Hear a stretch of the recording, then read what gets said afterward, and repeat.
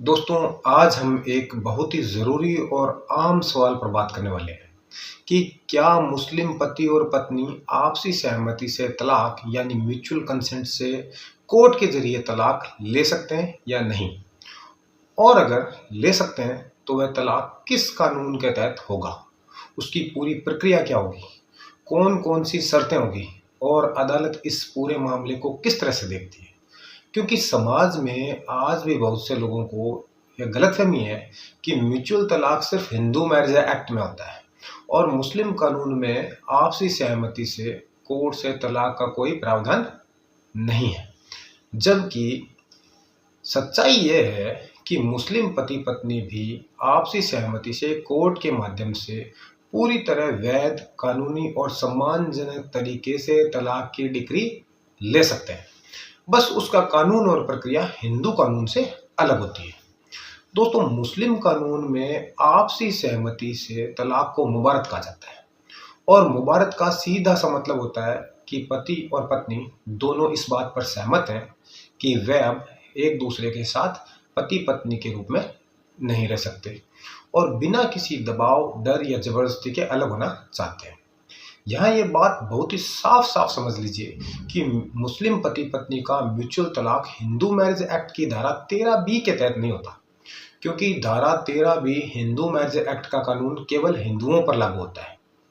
बल्कि मुस्लिम म्यूचुअल तलाक मुस्लिम personal law शरीयत अधिनियम 1937 और परिवार न्यायालय अधिनियम यानी फैमिली कोर्ट एक्ट 1984 के अंतर्गत फैमिली कोर्ट में होता है। अब यहाँ एक बहुत ही महत्वपूर्ण और व्यवहारिक सवाल आता है कि जब मुस्लिम पति पत्नी आपसी सहमति से तलाक के लिए कोर्ट में अर्जी देते हैं तो उस पिटीशन का टाइटल क्या होगा? तो दोस्तों, क्योंकि यहीं पर सबसे ज़्यादा लोग गलती करते हैं, इसलिए ध्यान से समझिए। इस पिटीशन का टाइटल हिंदू मैरिज एक्ट के किसी सेक्शन में नहीं लिखा जाएगा, बल्कि पिटीशन का सही और कानूनी टाइटल होगा आपसी सहमति से तलाक की घोषणा अंतर्गत धारा 7 परिवार न्यायालय अधिनियम 1984 से पठित मुस्लिम पर्सनल लॉ शरीयत अधिनियम 1937। यह टाइटल यह स्पष्ट करता है कि तलाक की डिग्री मुस्लिम कानून के तहत मुबारत यानी आपसी सहमति के आधार पर मांगा जा रहा है और फैमिली कोर्ट को इस मामले को सुनने का अधिकार किस कानून से मिल रहा है। दोस्तों, अब प्रक्रिया को आसान शब्दों में समझते हैं। जब पति और पत्नी दोनों ये तय कर लेते हैं कि उन्हें आपसी सहमति से अलग होना है, तो सबसे पहले दोनों मिलकर फैमिली कोर्ट में एक जॉइंट पिटीशन दाखिल करते हैं। इस पिटीशन में साफ साफ लिखा जाता है या दोनों पक्षकार पति पत्नी लिखते हैं कि उनकी शादी कब और कैसे हुई थी, शादी के बाद उनके रिश्ते में किस तरह के विवाद पैदा हुए, उन्होंने रिश्ता बचाने के लिए कितनी कोशिश की और अब वे इस नतीजे पर कैसे पहुंचे कि साथ रहना संभव नहीं है। इसी पिटीशन में मेहर का क्या हुआ, इद्दत के दौरान पत्नी का खर्च कौन देगा, कोई एक मुश्त समझौता हुआ है या नहीं, और अगर बच्चे हैं तो उनकी कस्टडी किसके पास रहेगी, और दूसरे पक्ष को बच्चों से मिलने का क्या अधिकार होगा, और उन्होंने मौखिक रूप से तलाक की मुबारत ले लिया है और आपसी सहमति से तलाक की डिग्री लेना चाहते हैं। इन सभी बातों को स्पष्ट रूप से लिखा जाता है ताकि बाद में कोई विवाद ना बचे। दोस्तों, पति और पत्नी दोनों यानी मुस्लिम पति और पत्नी दोनों ये साफ कहते हैं कि उन्होंने सोच समझकर तलाक की मुबारत लिया है और अब साथ रहना संभव नहीं है। तो कोर्ट इस बात को रिकॉर्ड कर लेती है। इसके बाद पति और पत्नी दोनों का बयान अदालत में दर्ज होता है, यानी कि दोनों का शपथ पत्र लिए जाते हैं, जिसमें दोनों ये कहते हैं कि वे बिना किसी दबाव, डर या लालच के अपनी मर्जी से तलाक की डिग्री लेना चाहते हैं। और यही वह सबसे महत्वपूर्ण बिंदु होता है जिस पर कोर्ट संतुष्ट होती है कि तलाक वास्तविक सहमति पर आधारित है।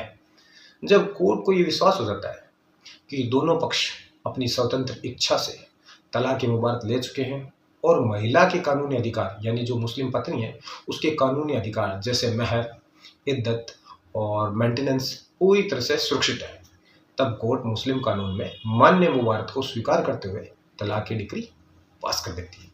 यहाँ एक बहुत बड़ी गलतफहमी दूर करना जरूरी है कि मुस्लिम म्यूचुअल तलाक में भी 6 महीने का वेटिंग पीरियड होता है। ऐसा बिल्कुल नहीं है। यह नियम सिर्फ हिंदू मैरिज एक्ट में है। मुस्लिम कानून में जब दोनों की सहमति स्पष्ट और पक्की होती है तो फैमिली कोर्ट 1 या 2 तारीखों में भी तलाक की डिग्री दे सकती है। अब इसे एक आसान उदाहरण से समझिए। मान लीजिए दो मुस्लिम पति पत्नी है, जैसे मुस्लिम पति का नाम रफ़ीक है और उसकी पत्नी का नाम शायरा है। दोस्तों, रफ़ीक और शायरा की शादी मुस्लिम रीति रिवाज से हुई थी, लेकिन कुछ सालों के बाद उनके बीच लगातार विवाद रहने लगे। दोनों ने परिवार और रिश्तेदारों के माध्यम से समझौते की कोशिश की, लेकिन बात नहीं बनी। अंत में दोनों इस नतीजे पर पहुंचे कि साथ रहना अब उनके लिए मानसिक और शारीरिक रूप से ठीक नहीं है। तब दोनों ने तलाक मुबारक ले लिया और फैमिली कोर्ट में आपसी सहमति से तलाक की घोषणा अंडर सेक्शन 7 यानी कि 7 परिवार न्यायालय अधिनियम 1984, सह पठित मुस्लिम पर्सनल लॉ शरीयत अनुप्रयोग अधिनियम 1937 के तहत एक जॉइंट पिटीशन दाखिल की। कोर्ट में दोनों अपने फैसले पर कायम रहे। फिर दोनों ने अदालत में बयान दिया कि वे अपनी मर्जी से आपसी सहमति से तलाक यानी तलाक मुबारक तय कर चुके हैं और तलाक की डिग्री लेना चाहते हैं, और मेहर और इद्दत का भुगतान तय हो चुका है और बच्चों की कस्टडी का भी आपसी समझौता हो गया है। ऐसे में कोर्ट ने इसे मुबारक यानी आपसी सहमति से तलाक माना और उन्हें तलाक की डिग्री दे दी, और यह तलाक पूरी तरह वैध और कानूनी माना गया। दोस्तों, अब इस विषय पर एक महत्वपूर्ण हाईकोर्ट के फैसले की बात करते हैं, जो अदालतों में मुस्लिम्स म्यूचुअल कंसेंट डिवोर्स के जो मामले हैं उनमें रेफरेंस के रूप में काम में भी लिया जाता है। इस जजमेंट का ये जजमेंट दोस्तों केरल हाई कोर्ट का है, और केरल हाई कोर्ट ने इस मामले में साफ कहा कि मुस्लिम कानून में मुबारक एक मान्य और वैध तलाक का तरीका है, और जब पति पत्नी दोनों आपसी सहमति से तलाक यानी तलाक मुबारक का तय कर चुके हैं और तलाक की डिग्री लेना चाहते हैं तो फैमिली कोर्ट को ऐसे मामलों में तलाक की डिग्री देने का पूरा अधिकार है। दोस्तों, इस जजमेंट ने यह स्पष्ट कर दिया कि मुस्लिम म्यूचुअल तलाक केवल धार्मिक प्रक्रिया नहीं है, बल्कि कोर्ट के माध्यम से भी पूरी तरह कानूनी रूप से मान्य है।